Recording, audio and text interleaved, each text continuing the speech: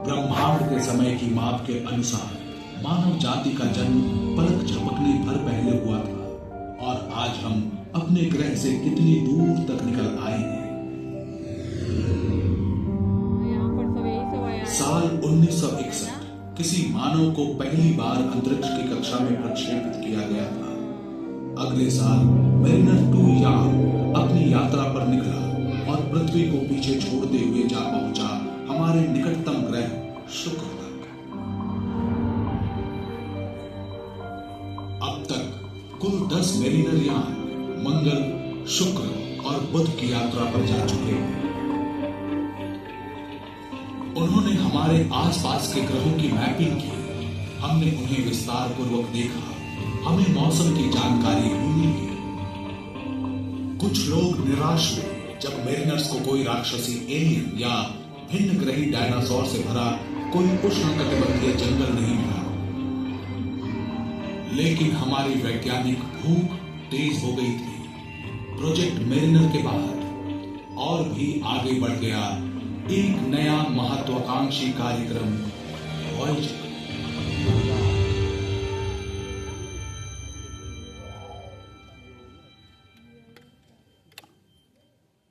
Voyager team के वैज्ञानिकों और इंजीनियरों ने हमारे सौर मंडल के बाहरी ग्रहों के रहस्यों को जानने के लिए 2 एक जैसे अंतरिक्ष यान तैयार किए, वॉयेजर 1 और 2।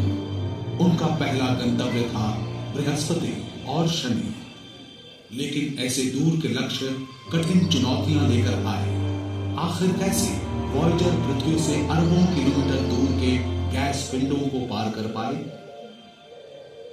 उनका साथ दिया किस्मत ने।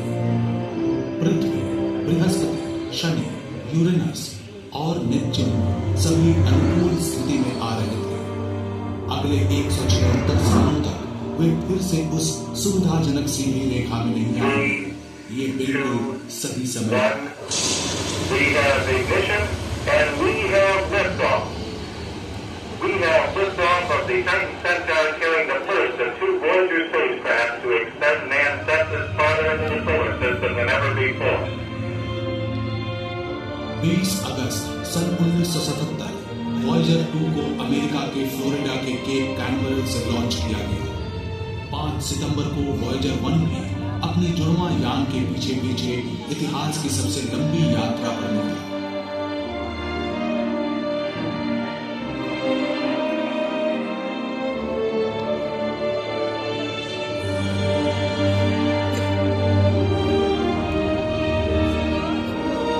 लॉन्च के कुछ ही समय बाद लगभग 120 लाख किलोमीटर दूर एक सही जगह से वॉयेजर 1 ने एक ही फ्रेम में खींची चंद्रमा के साथ पृथ्वी की तस्वीर। पहली बार हमने देखा कि अंतरिक्ष की गहराई से हमारी धरती और उसका उपग्रह कितने छोटे दिखते हैं। लेकिन मुश्किल वातावरण और लंबी यात्रा के खतरे सामने आ रहे थे। वॉयेजर 2 ने धरती के सिग्नल्स का जवाब देना बंद कर दिया। वैज्ञानिक जानते थे कि यान कहां है, लेकिन कोई संपर्क न होने के कारण वे इसे नियंत्रित नहीं कर सके। उनका कीमती यान अंतरिक्ष के कबाड़ का छोटा हिस्सा बनकर रह गया। इसकी खोज का मिशन खत्म होने वाला था। लेकिन जो इंजीनियर वॉयेजर जैसा अंतरिक्ष यान बना सकते थे, वे 20 करोड़ किलोमीटर दूर से समस्या को हल भी कर सकते थे। उन्होंने पाया कि वॉयेजर 2 का रेडियो ठीक था, लेकिन इसको ट्यून करने की क्षमता सही नहीं थी। नासा की तकनीकी टीम को सही फ्रीक्वेंसी की फिर से गणना करनी पड़ी और वॉयेजर 2 के रिसीवर से मिलान करने के लिए पृथ्वी पर ट्रांसमीटर को फिर से ट्यून करना पड़ा। उन्हें हर बार संदेश भेजते समय ऐसा करना पड़ता था। आज भी कनेक्शन कभी कभी टूट जाता है, लेकिन वे हमेशा इसे ठीक कर लेते हैं। 5 मार्च 1979 को फ्लोरिडा से उड़ने के 1.5 साल बाद योजना के अनुसार इसकी मुलाकात बृहस्पति के साथ हुई। वॉयेजर 1 ने हमारे सौर मंडल के सबसे बड़े ग्रह के पास से उड़ान भरी। अंतरिक्ष यान के कैमरों ने विशालकाय गैस पिंड की तस्वीरें भेजी, जिसका नाम देवताओं के गुरु के नाम पर रखा गया था।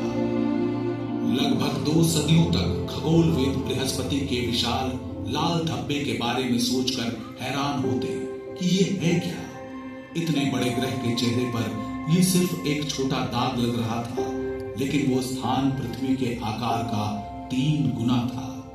क्या ये एक विशाल पठार था, भिन्न ग्रहियों की कोई रचना, या उनका संकेत? वॉयेजर 1 और 2 ने पहेली को सुलझाने में मदद की। द ग्रेट रेड स्पॉट एक विशालकाय तूफान है। ये सौर मंडल में अब तक की सबसे बड़ी वायुमंडलीय हलचल है जो सदियों से हो रही है। बादल आकाश। वॉयेजर द्वारा बृहस्पति के अवलोकन से कई आश्चर्यजनक तथ्य सामने आए। 1000 किलोमीटर से अधिक लंबी बिजली का कड़कना और ध्रुवों पर ध्रुवीय ज्योति यानी ऑरोरा, बिल्कुल हमारी धरती के जैसा। वॉयेजर की मदद से वैज्ञानिक ये भी देख सकते थे कि बृहस्पति धुंधले छल्लों से घिरा हुआ था, जो कि लगता है कि छोटे धूल के कणों से बने हैं। यान के नजदीक जाने पर जोवियन उपग्रहों की भी करीब से तस्वीरें मिली, जो थे यूरोपा, गैनीमेड, कैलिस्टो और आयो। गैनीमेड के दृश्यों ने पुष्टि की कि ये सौर मंडल में किसी भी ग्रह का सबसे बड़ा उपग्रह है, हमारे चंद्रमा से 1.5 गुना बड़ा, यानी आकार में बुध ग्रह से भी विशाल। लेकिन बृहस्पति के 2 अन्य उपग्रहों आयो और यूरोपा पर और भी अचरज भरे हुए थे। वैज्ञानिक सोचते थे कि सौर मंडल में केवल पृथ्वी पर ही सक्रिय ज्वालामुखी है। उनका मानना था कि अन्य किसी ग्रह और उपग्रह पर भूकंप नहीं होते। लेकिन वॉयेजर ने आयो की जमी हुई सतह पर ज्वालामुखी को पिघला हुआ लावा उगलते हुए साफ देखा।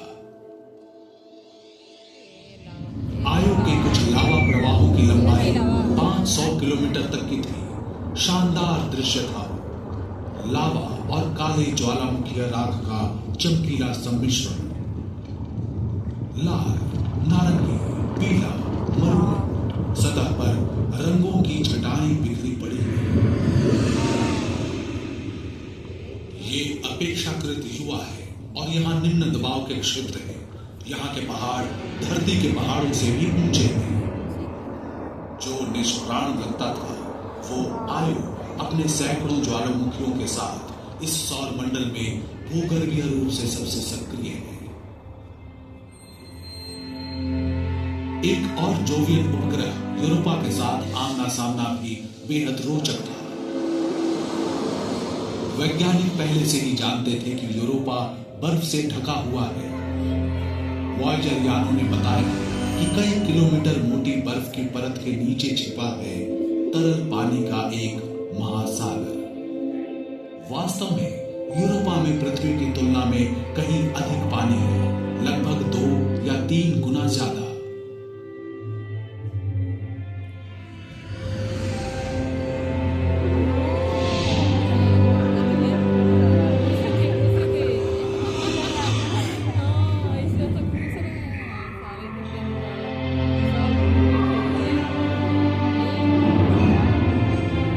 जल से जीवन संभव होता है। क्या ऐसा हो सकता है कि यूरोपा के छिपे हुए समुद्रों में भिन्न ग्रही जीवन विकसित हो गया? शायद हम कभी यूरोपा के बर्फीले पानी में ज्ञानवान जीवन नहीं पाएंगे, लेकिन एक छोटा सूक्ष्म जीव भी वैज्ञानिक अंतर्दृष्टि में क्रांति लाएगा।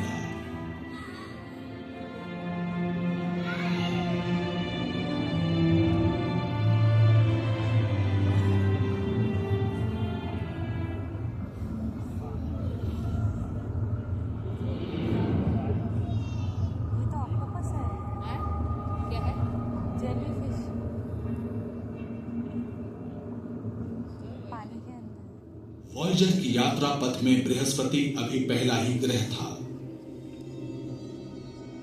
सौर मंडल के सभी बाहरी ग्रहों की सीधी रेखा में होने की दुर्लभ स्थिति, जिससे वॉयेजर्स की आगे की यात्रा सार्थक हो पाई। उनका अगला गंतव्य था रहस्यमय सुंदर ग्रह जिसने सदियों से खगोलविदों को प्रेरित किया, ये अब केवल कुछ करोड़ किलोमीटर दूर था। इस दूरी को तय करने में 1 साल 8 महीने का समय लगा। नवंबर 1980 के एक दिन वॉयेजर 1 सुंदर वलयाकार ग्रह शनि के करीब आया। उस यात्रा का हर दिन नई अंतर्दृष्टि लेकर आया। नजदीक से अब वैज्ञानिक देख सकते थे कि शनि के चारों ओर के विशालकाय वलय वास्तव में हजारों छोटे छल्ले थे। चमकते हुए सुंदर छल्ले ज्यादातर पानी से बने थे। विशाल ग्रह को घेरने वाले अरबों बर्फ के टुकड़े थे, छोटे कण से लेकर मुट्ठी के आकार के टुकड़े, कुछ एक घरों जितने बड़े भी थे। शनि के सबसे बड़े उपग्रह टाइटन पर वॉयेजर 1 ने एक सुंदर झील की खोज की। पृथ्वी के अलावा ये सौर मंडल में एकमात्र स्थान है जहां सतह पर तरल झील पाए गए थे। लेकिन एक दिक्कत है, टाइटन की झीलें तरल मीथेन है, पानी नहीं। सघन वातावरण वाला एकमात्र उपग्रह है टाइटन। इतना सघन कि टाइटन पर दोपहर हमें सांझ के समान लगेगी। वॉयेजर 1 का सौर मंडल के अंदर की यात्रा का अंतिम पड़ाव होगा टाइटन। इस खूबसूरत उपग्रह के भ्रमण के बाद यान को एक ऐसा प्रक्षेपण पथ मिला जो इसे ग्रहों के तल से पूरी तरह से बाहर निकाल देगा। शनि के अत्यधिक गुरुत्वाकर्षण की मदद से वॉयेजर 1 इंटरस्टेलर अंतरिक्ष की शून्यता की ओर बढ़ गया।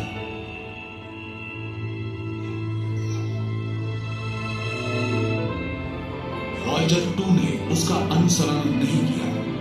हमारे अपने सौर मंडल में घूमने के लिए और भी स्थान थे।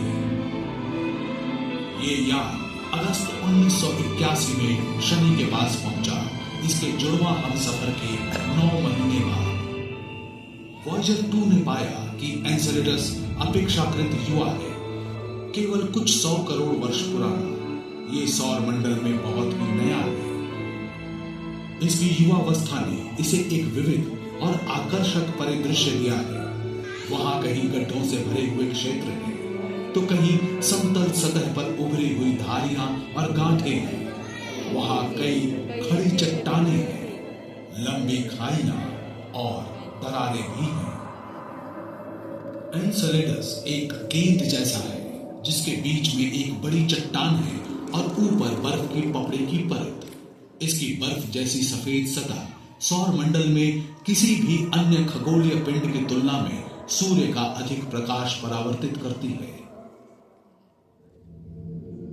एक अन्य उपग्रह टेथिस के पास से वॉयेजर ने 450 किलोमीटर चौड़े और 16 किलोमीटर गहरे गड्ढे की तस्वीरें भेजी। पृथ्वी पर मौजूद टीम ने इसका नाम ओडिसियस रखा। ओडिसियस यानी इथका का बादशाह, महान ग्रीक नायक।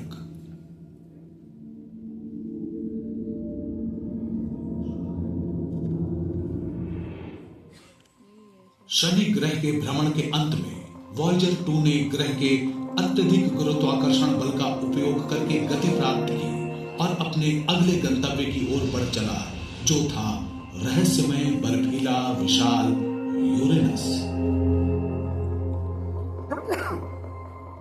बहुत दिनों तक हम यूरेनस के बारे में लगभग कुछ भी नहीं जानते थे। सन 1781 में खगोलविद विलियम हर्शल ने इसकी खोज की। यूरेनस वास्तव में कैसा था, ये जानने के लिए 2 शताब्दियों से अधिक का समय लग गया। 24 जनवरी 1986 को वॉयेजर 2 जा पहुंचा यूरेनस के पास।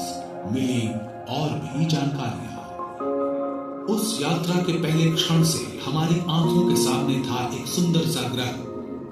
यूरेनस ठंडा है, इसका वातावरण 0 से 224 डिग्री सेल्सियस नीचे है। इसका रंग हल्का नीला है और ज्यादातर हाइड्रोजन और हीलियम से बना है। वॉयेजर 2 ने यूरेनियन के उपग्रह मिरांडा का विशेष अध्ययन किया। ये मिरांडा के बहुत ज्यादा करीब पहुंचा। इसके द्वारा ली गई क्लोजअप तस्वीरों में छिपी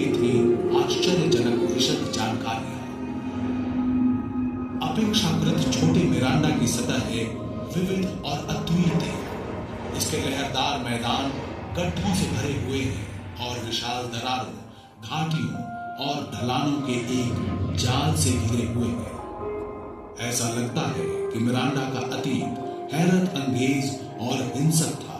ये एक जोरदार टक्कर से चकनाचूर हो गया। बाद में गुरुत्वाकर्षण ने टूटे हुए टुकड़ों को एक साथ वापस खींच लिया और मिरांडा का पुनर्जन्म हुआ।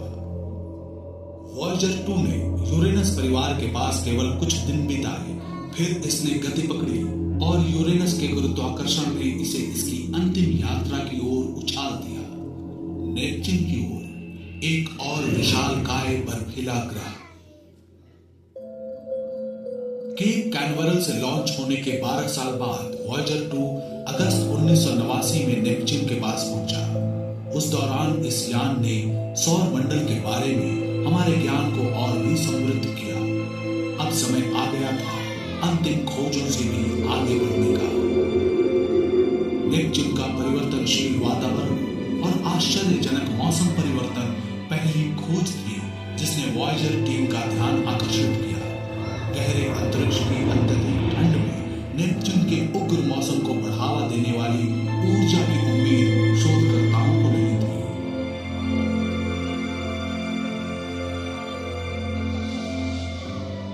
नेपच्यून के दक्षिणी गोलार्ध में वॉयेजर 2 ने एक स्थायी प्रतिचक्रवाती तूफान की खोज की जिसे अब ग्रेट डार्क स्पॉट के रूप में जाना जाता है। वॉयेजर ने पाया कि नेपच्यून की हवाएं सौर मंडल में सबसे तेज थी। उनकी गति 2100 किलोमीटर प्रति घंटे तक पहुंच जाती थी।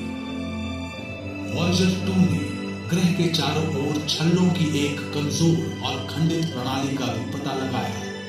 छल्ले किस चीज के बने होते हैं और उनका रंग लाल क्यों होता है, ये एक रहस्य है जिसका पता लगाने के लिए वॉयेजर रुक नहीं सका। लेकिन जब वॉयेजर 2 ने ट्राइटन के पास से उड़ान भरी तो और भी जानकारियां प्राप्त हुई। ट्राइटन सौर मंडल का एकमात्र बड़ा उपग्रह है जो प्रतिगामी कक्षा वाला है। ये अपने ग्रह नेपच्यून के घूमने के विपरीत दिशा में परिक्रमा करता है। वैज्ञानिकों को लगता है कि ट्राइटन का असामान्य परिक्रमा पथ साबित करता है कि ये कभी अपने आप में एक बौना ग्रह था। वे मानते हैं कि लाखों साल पहले ये भटक कर नेपच्यून के पास आया और इसके विशाल गुरुत्वाकर्षण की चपेट में आ गया। उस प्रतिगामी कक्षा का अर्थ है कि ट्राइटन हर पल ऊर्जा खो रहा है। जल्दी हो या देर से ये नष्ट हो जाएगा। ट्राइटन के टुकड़े संभवतः नेपच्यून के चारों ओर छल्ले की एक प्रणाली बनाएंगे जो कि शनि की तुलना में अधिक और साफ दिखने वाले होंगे।